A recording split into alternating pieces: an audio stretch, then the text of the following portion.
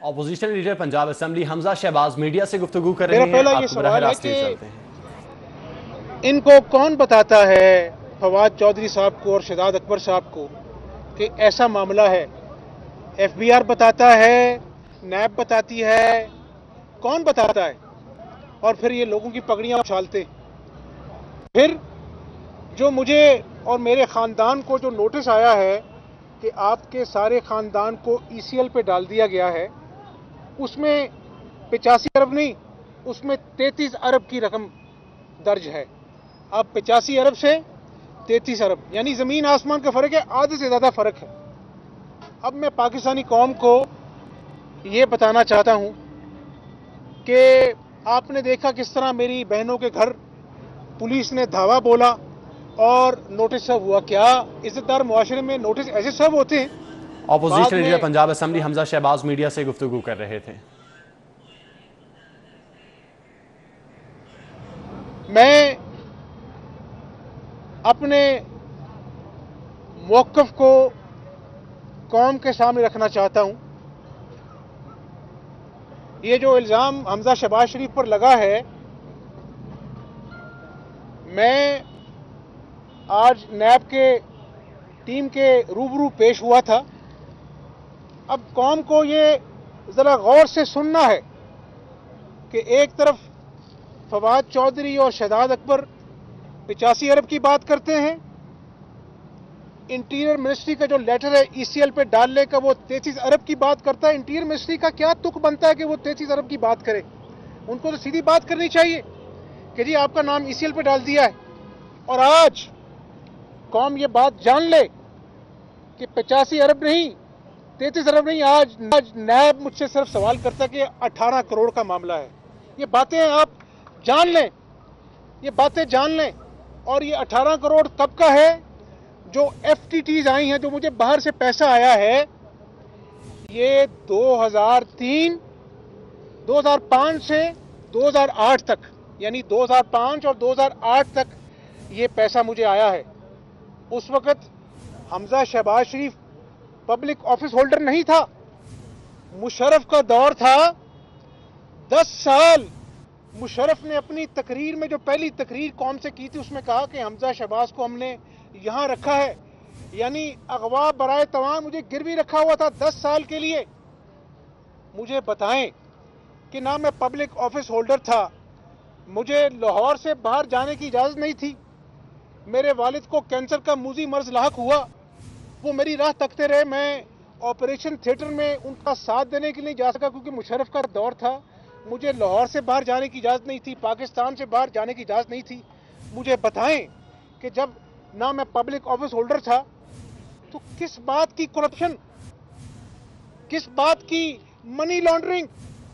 18 करोड़ का जवाब मैं इंशाल्लाह ताला ये देता हूं कि मैंने जो भी किया उस वक्त के कानून के मुताबिक किया, उस वक्त के मुताबिक किया, और मैं पब्लिक ऑफिस होल्डर नहीं था। मैं पाकिस्तानी कौम को दोबारा गुजारिश कर दूं कि उस वक्त मैं पब्लिक ऑफिस होल्डर नहीं था, मुशर्रफ का दौर था 10 साल का, ना मेरा भाई था, ना मेरा बाप था, ना मेरी माँ थी, अकेला आदमी था। और नैब उस वक्त मुझे अपने दफ्तर में बुलाता था, 6-6 घंटे उठाता था, मेरे साथ मेरे दफ्तर में घंटों बैठकर मेरी फाइलें खंगालता था। और यहां तक कि उस दौर में नैब ने मुझसे 12 करोड़ रुपया हथियाया। हथियाया इसलिए कह रहा हूं कि मेरे कंपनी से 12 करोड़ रुपया नैब ने निकलवाया। और ये हकायक हैं कि जब डिक्टेटर का दौर खत्म हुआ तो सुप्रीम कोर्ट के कहने पर जो 12 करोड़ रुपया मुझसे नैब ने हथियाया था उसको वापस करना पड़ा कि नैब ने ये गलत काम किया। मुझे आप ये बताएं कि ये कौन सी मनी लॉन्ड्रिंग है? ये कौन सी ऐसी बात है जिसके ऊपर रोज प्रेस कॉन्फ्रेंस होती है, रोज इल्जामात लगते हैं? और मैं बड़ा गुनाहगार हूं मेरे पाकिस्तानियों, लेकिन इस बात की गवाह देना कि अगर ये 18 करोड़ रुपया जो मुझ पे इल्जाम लगा है, अगर ये मनी लॉन्ड्रिंग साबित ना हुई, ये करप्शन साबित ना हुई, तो नियाजी खान तुम्हें कौन से माफी मांगनी पड़ेगी। ठीक उसी तरह जिस तरह ये कहते थे 56 कंपनियां, शहबाज शरीफ ने अरबों रुपए खाए, साफ पानी में शहबाज शरीफ ने अरबों खाए, आशियाना में शहबाज शरीफ ने अरबों खाए। जब फैसला आया दूध का दूध पानी का पानी है, ना 1 इंच जमीन गई, ना 1 पैसा पाकिस्तानी खजाने से गया, और पूरी कौम ने देखा कि सब झूठ था, फरेब था।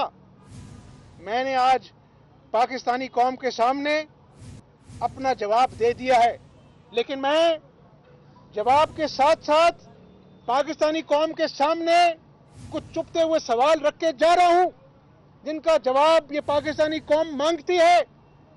एक शख्स जो खुद सरकारी हेलीकॉप्टर में सैर सपाटे करता रहा और नैब के अंदर पेशी भुगती, उसका कोई जवाब नहीं है, और फिर वो नैब चेयरमैन से मीटिंग करता है बतौर वजीर आजम।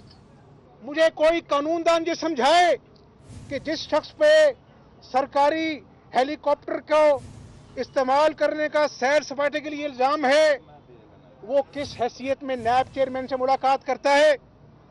मुझे बताए पाकिस्तानी कौम पूछ के नियाजी खान से कि मेरी बीमार मां को नोटिस जाता है, मेरी बहनों को पुलिस के साथ मुहासरा करके नोटिस जाता है,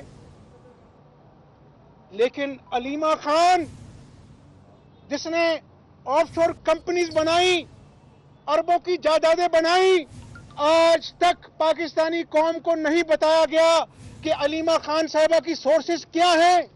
ये नया पाकिस्तान का एहतसाब है? ऐसे काम चलेगा? ऐसे काम नहीं चलेगा। और आज पेशियां भुगतता है शहबाज शरीफ, पेशियां भुगतता है शाहिद खाकान अब्बासी, ख्वाजा साद रफीक, ख्वाजा आसिफ, बिलावल भुट्टो जरदारी, और तो कोई पेशियां नहीं भुगतता। आज मुझे बताएं, पाकिस्तानी कौम पूछती है कि पेशावर हाई कोर्ट ने कहा कि ये पेशावर बीआरटी को इंक्वायरी की जाए, बताया जाए खैबर पख्तूनख्वा हुकूमत की, जो नियाजी खान की हुकूमत है वहां पर, उनकी अपनी रिपोर्ट कहती है कि इसमें 7 अरब रुपए का करप्शन का स्कैंडल है। कोई पूछने वाला नहीं है। अभी नैब ने बयान दागा कि नैब शक्लें नहीं देखता।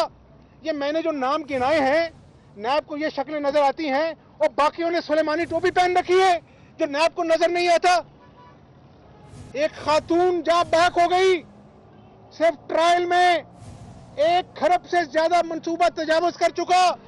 1 खरब में शहबाज शरीफ ने 3 मेट्रो बस बनाई, नियाजी खान की बीआरटी पेशावर की धक्के लगा लगा के 1 खरब से तजावुज कर गई। अभी तक कोई नहीं पता कि कब वो चलेगी। खड्डे हैं वहां पर, बारिश हुई, छतें बह गई।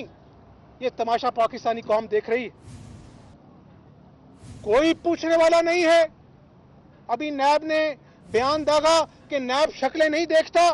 ये मैंने जो नाम गिनाए हैं, नैब को ये शक्लें नजर आती हैं, और बाकियों ने सुलेमानी टोपी पहन रखी है जो नैब को नजर नहीं आता।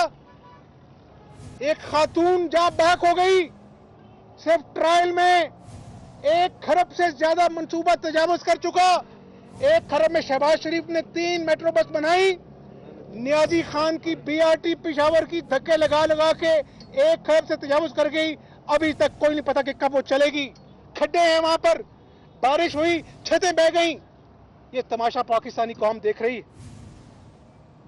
आज मैं गुजारिश करूं आपसे कि क़यामत की निशानियां हैं कि जहांगीर तरीन, जिसको सुप्रीम कोर्ट ने झूठा करार दिया, कल वो कह रहे थे मौसूफ कि शर्मनाक है करप्शन करना।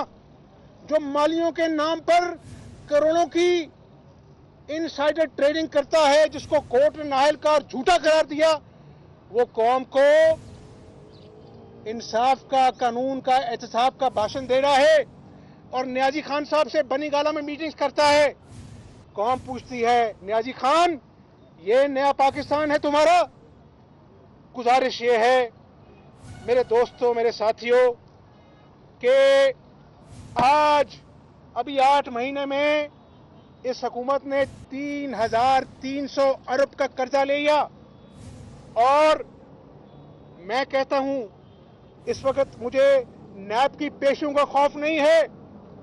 जो आगे मुआशी कत्ल हो रहा है और होने वाला है, उसका पाकिस्तानी कौम अंदाजा नहीं कर सकती। Opposition leader Punjab assembly Hamza Shahbaz media से गुफ्तगू कर रहे थे। उनका कहना था कि आज कौम को मैं कुछ हकायक बताना चाहता हूँ।